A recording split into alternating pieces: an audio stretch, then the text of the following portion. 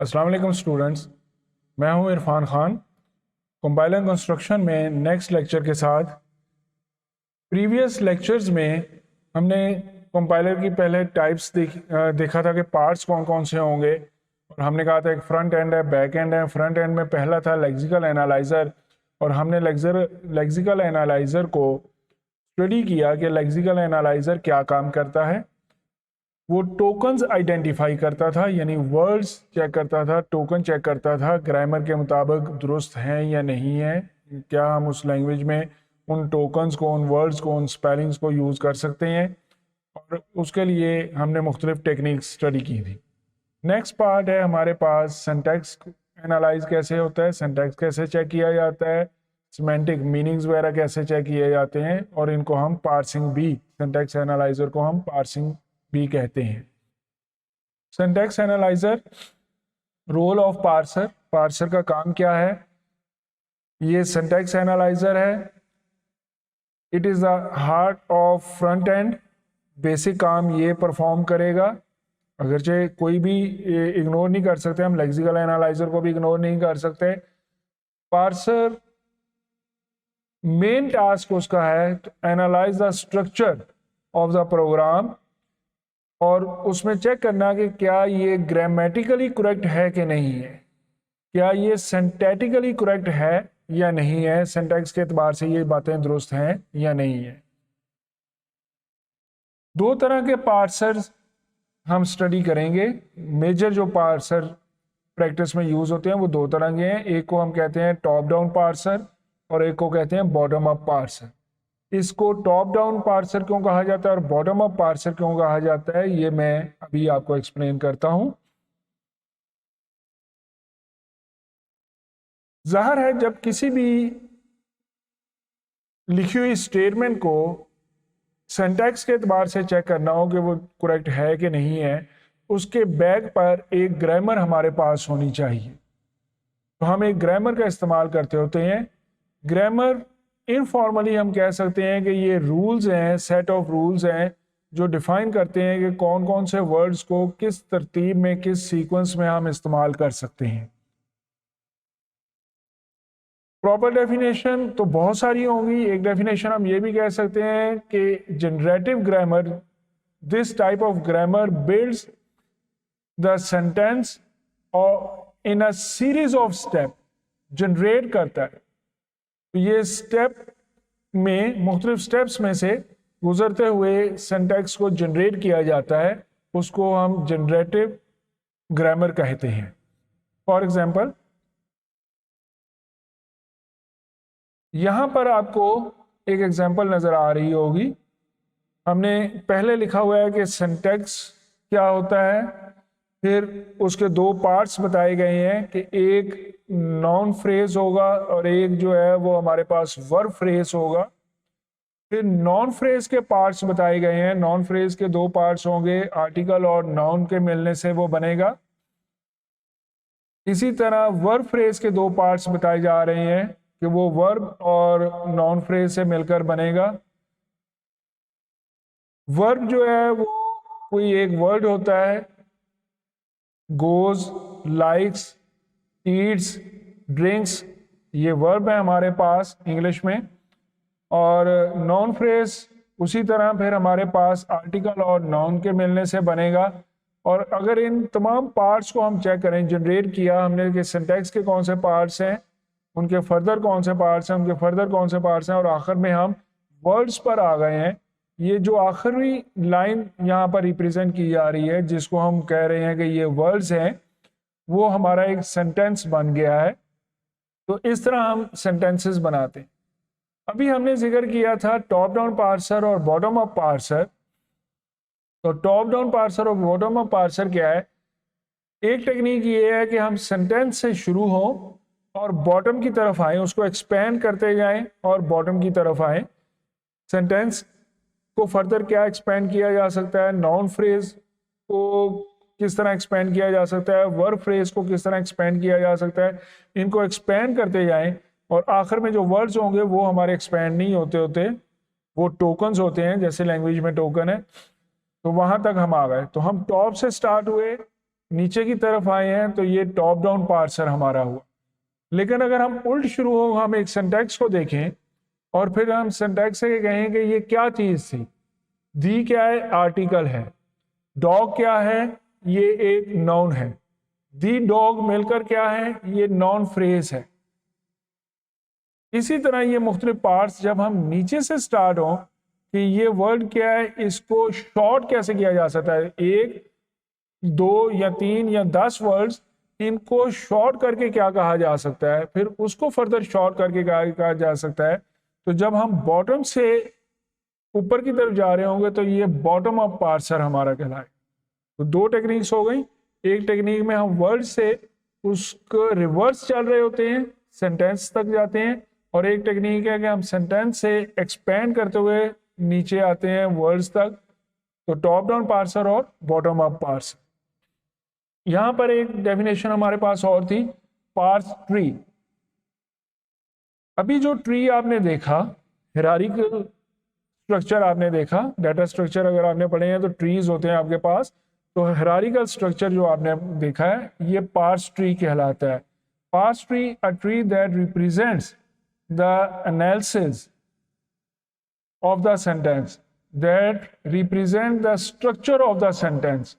तो ये उसको मुख्तलिफ पार्ट्स में रिफाइनमेंट स्टेप्स होते हैं, उसकी शक्ल में रिप्रेजेंट किया जाता है। इसको पार्स ट्री कहते हैं और ये पार्सिंग में बहुत इंपॉर्टेंट रोल होता है हमारे पास।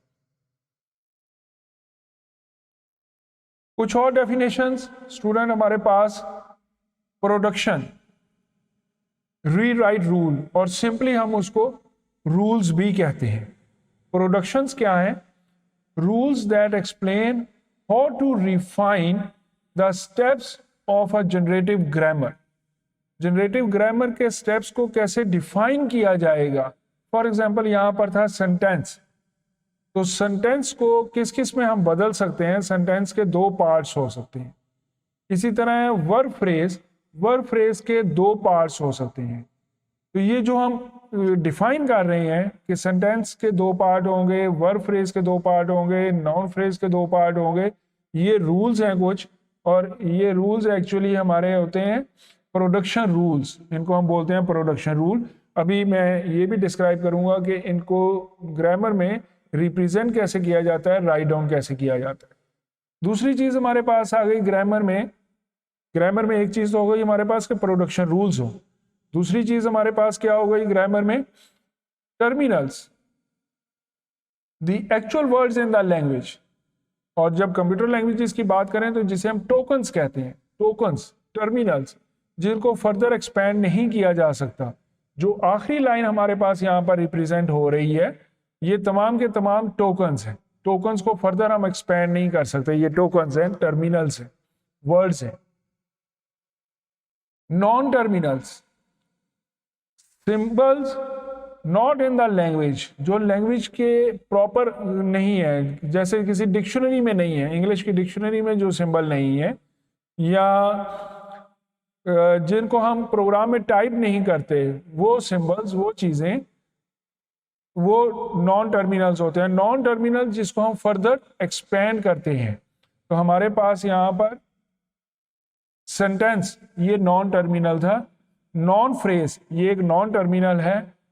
आर्टिकल एक नॉन टर्मिनल है। लेकिन दी जो है, या ए या एन, ये वर्ड्स हैं, ये टर्मिनल्स हैं। डॉग, कैट, रैट, ये वर्ड्स हैं, ये टर्मिनल्स हैं। लेकिन नाउन जो है ये नॉन टर्मिनल है। तो नॉन टर्मिनल्स और टर्मिनल्स, तो तीन चीजें हो गई, production rules, terminals, non terminals. इनकी मदद से ग्रामर कैसे बनाई जाती है। लेकिन उससे पहले सिंटैक्स और सिमेंटिक, दो मैनी और हम यहां पर डिस्कस करेंगे। Syntax deals with the way of sentence is put together. वो वर्ड्स को किस सीक्वेंस में लिखा गया है, सिंटैक्स उसको डील करता है। Semantic deals with what the sentence means, उस सेंटेंस का मतलब क्या है, उसकी डीलिंग जो है वो सिमेंटिक के जरिए होगी। For example,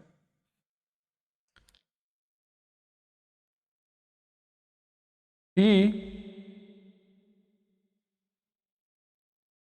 rights program. इसी सीक्वेंस में है तो ये एक प्रॉपर सेंटेंस है। इसको आगे पीछे कर दें, ही प्रोग्राम राइट्स, तो ये सिंटैक्टिक एरर हो जाएगी, सिंटैक्स की एरर हो जाएगी। या राइट्स ही प्रोग्राम, सीक्वेंस हमने बदल दिया, ये सिंटैक्स की एरर हो जाएगी। ही राइट्स प्रोग्राम, ये सिंटैक्स प्रॉपर है। तो सिंटैक्स एनालाइजर ने क्या करना है कि जो टोकन्स आपने लिखे गए हैं क्या वो ग्रामर के किसी रूल के मुताबिक लिखे गए हैं। ये वाले टोकन्स ग्रामर के किसी रूल को फॉलो करते हैं, तो ये टोकन्स ग्रामर के रूल को फॉलो कर रहे हैं अगर, तो ये प्रॉपर सिंटैक्स है, और अगर ये फॉलो नहीं कर रहे तो ये सिंटैक्स एरर है। लेकिन दूसरी जगह पर एक और चीज मैं लिखता हूं, ही राइट्स कंप्यूटर, सिंटैक्स ठीक है, ही राइट्स कंप्यूटर सिंटैटिकली ग्रामर के एतबार से ठीक है, लेकिन मीनिंग इसका तो कोई मतलब नहीं हमारे पास। हम इसको डिफाइन नहीं कर सकते कि उसने कंप्यूटर लिखा या वो कंप्यूटर लिखता है, इसको डिफाइन नहीं कर सकते। ये चीज जो है ये सिमेंटिक एनालाइजर में आ जाती है कि मीनिंग के एतबार से वो ठीक बन रहा है या नहीं बन रहा है, उसका मतलब डिफाइन हो रहा है या नहीं हो रहा, ये सिमेंटिक होता है। सिमेंटिक भी बहुत इंपॉर्टेंट होता है, ये प्रोग्रामिंग में भी इस्तेमाल होता है और हमारी गुफ्तगू में भी, लैंग्वेजेस में भी इस्तेमाल होता है। जब हम कोई बात करने के बाद कहते हैं ओहो मेरा ये मतलब नहीं था, और स्पेशली हमारे पॉलिटिशियंस कहते हैं कि जो बात हमने की थी उसका ये मतलब नहीं था, तो वो मीनिंग्स, सिंटैक्स और मीनिंग्स। सिंटैक्स एरर प्रोग्राम में एक देखते हैं, ये आपके सामने एक प्रोग्राम दिया गया है, इसकी सिंटैक्स एरर चेक करें कौन सी इसकी सिंटैक्स एरर है, क्या क्या चीजें इसमें गलत हो सकती हैं। तो आपके सामने एक तो फंक्शन की डेफिनेशन में एंड पर, अगर इसको एंड पर आप चेक करें, एंड पर क्लोजिंग पैरेंथेसिस 2 इस्तेमाल हुई। फंक्शन की डेफिनेशन में जो पहली लाइन होती है, फंक्शन की रिटर्न टाइप डिफाइन हुई होती है, फंक्शन का नेम होता है, यहाँ पर फंक्शन का नेम फू हो गया, रिटर्न टाइप में इंट स्टैटिक साइन यानी इंटीजर पॉइंटर रिटर्न करेगा, ये फंक्शन का नेम फू हो गया, और पैरामीटर्स लिखने के बाद उसकी 2 ब्रैकेट्स क्लोजिंग पैरेंथेसिस जो है वो 2 दे दी गई हैं। एक सिंटैक्स एरर इस प्रोग्राम में हमारी ये हो गई। दूसरी सिंटैक्स एरर हमारी फॉर लूप में आपको नजर आ रही होगी। फॉर लूप में के की वेरिएबल वैल्यू को इनिशियलाइज किया गया, लेकिन उसके बाद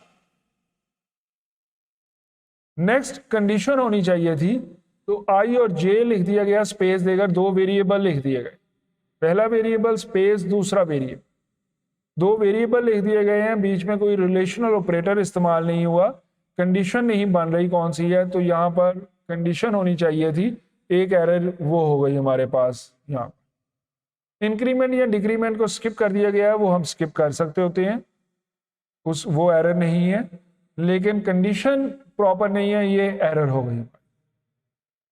थर्ड एरर क्या है हमारी, आप फौरन जवाब देंगे कि इफ लिखना था सर, यहाँ पर फाई लिख दिया, स्पेलिंग आगे पीछे हो गए हैं, एफ आई लिख दिया, आई एफ लिखना था। मैं अगर कंप्यूटर के मुताबिक इसको चेक करूं तो एफ आई एक टोकन है, एक वेरिएबल नेम हो सकता है, यानी ये भी एक टोकन है। लेक्सिकल एनालाइजर ने इसको एरर नहीं कहना कि आपने आई एफ नहीं लिखा, अगर आपने एफ आई लिख दिया उसने कहना एफ आई हो सकता है कोई आपने वेरिएबल बनाया हो फाई के नाम का, ओके, लेक्सिकल एनालाइजर इसको ओके कर देगा। लेकिन उसके बाद सिंटैक्स एनालाइजर कहेगा अगर ये वेरिएबल नेम है तो वेरिएबल नेम के बाद ओपनिंग पैरेंथेसिस यूज नहीं कर सकते आप, वेरिएबल के बाद कोई ऑपरेटर होना चाहिए था। आप मल्टीप्लिकेशन प्लस सब्ट्रैक्शन या असाइनमेंट ऑपरेटर या कुछ और, लेकिन वेरिएबल के फौरन बाद डायरेक्टली ओपनिंग पैरेंथेसिस आप इस्तेमाल नहीं कर सकते। और या बड़े ब्रॉडर सेंस में कहूँ तो वेरिएबल के बाद आप डायरेक्ट एक कंडीशन नहीं ले सकते, उससे पहले वो कोई कंपैरिजन ऑपरेटर होना चाहिए था। तो यहाँ पर सिंटैटिकली ये एरर आ गई कि यहाँ तो ये कंडीशन है तो फिर इफ लिखा होना चाहिए रिजर्व वर्ड, और अगर ये कंडीशन नहीं है तो वेरिएबल के बाद ओपनिंग पैरेंथेसिस नहीं हो सकती। एक सिंटैक्स एरर यहाँ पर ये हो। आई थिंक आप ये कॉन्सेप्ट अच्छी तरह समझ गए होंगे।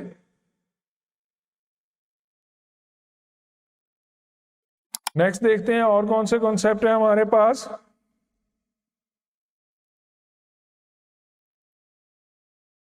Semantic analyser. सिमेंटिक एनालाइजर हमने कहा था मीनिंग के एतबार से कोई एरर हो सकती है कि सिंटैक्स ठीक हो। अब इस प्रोग्राम में सिंटैक्स की कोई एरर नहीं है, सिंटैक्स हमारे प्रॉपर सारे के सारे यहां पर ठीक है। तो फिर एरर क्या है हमारे पास यहां पर?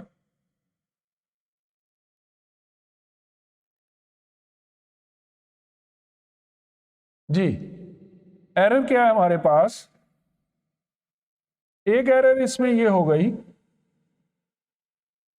कि वेरिएबल के वैल्यू असाइन की जा रही है कोई, और वेरिएबल सम उसको भी वैल्यू कोई असाइन की जा रही है, लेकिन पूरे फंक्शन के दौरान कहीं भी इन वेरिएबल्स की डिक्लेरेशन नहीं है। आप वेरिएबल्स डिक्लेयर किए बगैर उनको वैल्यूज असाइन कर रहे हैं। हाँ, अगर ये आपके ग्लोबल वेरिएबल्स हैं और आप ग्लोबल वेरिएबल्स को इस्तेमाल कर रहे हैं किसी भी फंक्शन में, फिर तो ठीक है। लेकिन अगर ये आपके ग्लोबल वेरिएबल नहीं है तो फिर आप डायरेक्ट फंक्शन के अंदर वेरिएबल के और वेरिएबल सम को यूज नहीं कर सकते। आपने ये डिक्लेयर नहीं किए, ये वेरिएबल आपने पूरे फंक्शन में कहीं भी नहीं बनाए। दूसरी एरर क्या हो सकती है? दूसरी एरर ये हो सकती है, एक सेमीकोलन की आप एरर कह सकते हैं, sum equal to sum plus I variable लिखा है तो सेमीकोलन ही लगाया हुआ। लेकिन उससे मेजर दूसरी एरर ये है कि रिटर्न टाइप को गौर से देखें। फंक्शन की रिटर्न टाइप, यहां पर ये फंक्शन की रिटर्न टाइप इंटीजर पॉइंटर दिखाया गया है, int static integer pointer. That mean इस फंक्शन ने एड्रेस प्रोवाइड करना है, ये किसी इंटीजर वेरिएबल का एड्रेस प्रोवाइड करेगा जो पॉइंटर में इस्तेमाल हो। लेकिन हम रिटर्न एक वेरिएबल कर रहे हैं, वेरिएबल का एड्रेस प्रोवाइड करना हो तो वेरिएबल नेम के साथ एंड साइन लगाते होते हैं, वो नहीं लगा हुआ है। या तो सम के साथ एंड साइन लगा होता फिर ठीक था, या इंट के साथ स्टैटिक नहीं होना चाहिए। जो चीज इस फंक्शन को रिटर्न करनी है, फंक्शन की बॉडी में वो चीज हम रिटर्न नहीं कर रहे, या रिटर्न टाइप गलत है या जो चीज हम रिटर्न कर रहे हैं वो गलत है। तो एक सिंटैक्स सिमेंटिक एरर एक ये हो गई। ये सिंटैक्स एरर नहीं है, सिंटैक्स के एतबार से तमाम सिंटैक्स ठीक है, लेकिन सिमेंटिक के एतबार से ये हमारे पास कुछ एरर्स आ गए। आई थिंक आप सिंटैक्स एरर्स और सिमेंटिक एरर्स का फर्क अच्छी तरह समझ गए होंगे। हमने कहा था कि ग्रामर, जब भी पार्सर बनता है उसके लिए ग्रामर का होना जरूरी है। ग्रामर 4 चीजों पर मुश्तमिल है। कोई भी ग्रामर जब लिखते हैं 4 चीजों पर मुश्तमिल होती है। T for terminals, set of terminals, उस ग्रामर में कौन कौन से टर्मिनल्स इस्तेमाल होंगे। N, set of non terminals, कौन से होंगे। S, syntaxes, star symbol, S star symbol non terminals में से एक होता है। जो सेट ऑफ नॉन टर्मिनल्स कहे हैं, उन नॉन टर्मिनल्स में से एक नॉन टर्मिनल को हम as a starting symbol use करते हैं। और आर जो है वो सेट ऑफ रीराइट रूल्स हो गया हमारे पास। यहाँ सिंपली कहें कि आर क्या है, रूल्स, जिन्हें हम प्रोडक्शन रूल्स कहते हैं। यहाँ एक एग्जांपल भी दिखाई गई है प्रोडक्शन रूल्स की, ए ड्राइव्स बीटा। तो हम जितनी ग्रामर पढ़ेंगे जहां पर हम कैपिटल लेटर इस्तेमाल करेंगे वो उसका मतलब ये होगा कि ये नॉन टर्मिनल्स हैं। जहां पर हम नेक्स्ट एग्जांपल में स्मॉल लेटर इस्तेमाल करेंगे एग्जांपल पढ़ते वक्त, उनका मतलब होगा ये टर्मिनल्स हैं। और जहाँ पर हम Latin words alpha, beta, gamma इस्तेमाल करेंगे, उनका मतलब होगा combination of terminals and non terminals. Either ये यूनियन है, union of terminals and non terminals. Union में लाजमी नहीं होता कि दूसरी चीज भी हो, union of terminals and non terminals. तो प्रोडक्शन रूल में लेफ्ट साइड पर, एक साइड पर प्रोडक्शन रूल की नॉन टर्मिनल होता है, फिर एक एरो साइन होता है, और फिर एक या एक से ज्यादा टर्मिनल्स, नॉन टर्मिनल्स का मजमुआ होगा। तो हमने कहा ए ड्राइव्स बीटा, हम इसको पढ़ेंगे ए ड्राइव्स बीटा। जो नॉन टर्मिनल ए है, इससे क्या चीजें ड्राइव हो सकती हैं, क्या चीजें बन सकती हैं, वो बीटा, जनरली बीटा से रिप्रेजेंट कर दिया गया, लेकिन एक्चुअली वो union of terminals and non terminals है। पार्ट्स और डेरिवेशंस में कुछ चीजें जब हम यहाँ पर रिप्रेजेंट करेंगे, जैसे ये रिप्रेजेंट किया गया है A1 ड्राइव्स A2, इसका मतलब ये है कि स्ट्रिंग A1 या कोई नॉन टर्मिनल A1, यहाँ पर स्मॉल लेटर दिया गया है। स्मॉल लेटर अभी मैंने कहा था कि हम नेक्स्ट एग्जांपल में अगरचे इस्तेमाल करेंगे नॉन टर्मिनल्स के लिए, तो टर्मिनल की डेरिवेशन नहीं होती थी, लेकिन यहाँ पर A1 जो है वो एज ए स्ट्रिंग लिया गया है। A1 स्ट्रिंग को कौन सी स्ट्रिंग में बदल सकते हैं, वो A2 में बदल सकते हैं। तो इस रूल को हम पढ़ेंगे कि string A1 is change to string A2 via rewrite rule. जो अभी रीराइट रूल ऊपर ये A1 ड्राइव्स A2 लिखा गया, इसके बदले मदद से A1 एक स्ट्रिंग होगी, उसको हम A2 में रिप्लेस कर देंगे, बदल देंगे, ड्राइव कर लेंगे वहां से। और अगर कहीं पर ये हो अल्फा ड्राइव बीटा और स्टेरिक साइन, एरो साइन के ऊपर स्टेरिक बनाओ, तो इसका मतलब ये होगा कि मल्टीपल स्टेप्स के दौरान, बहुत सारे स्टेप्स के दौरान जाकर फिर वो चीज बनी। जैसे हमारे पास वहां पर था कि सेंटेंस का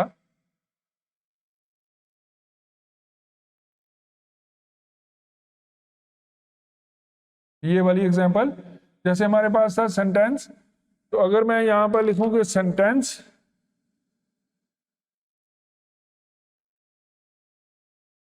मल्टीपल डेरिवेशंस के बाद, स्टेरिक साइन का मतलब मल्टीपल डेरिवेशंस के बाद क्या चीज बना रहा है, दी डॉग, और यहाँ पूरा सेंटेंस लिख दूं या उसके आगे मैं लिख देता हूं बीटा के, इसके आगे भी कुछ चीजें, तो इसका मतलब ये होगा कि सेंटेंस में ये चीज जो हासिल हुई, ये मल्टीपल स्टेप्स के बाद हासिल हो सकी है।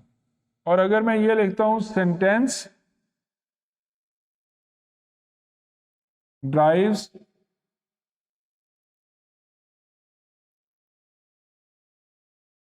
Noun phrase followed by verb phrase,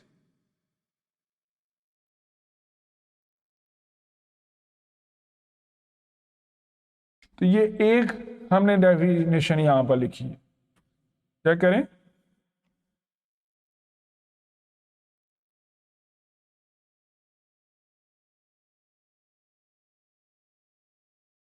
अगर एक डेफिनेशन है तो सिंपल एरो साइन, और अगर एक से ज्यादा मल्टीपल स्टेप्स के बाद आया तो एरो साइन के साथ स्टेरिक साइन भी बनाया होगा हम।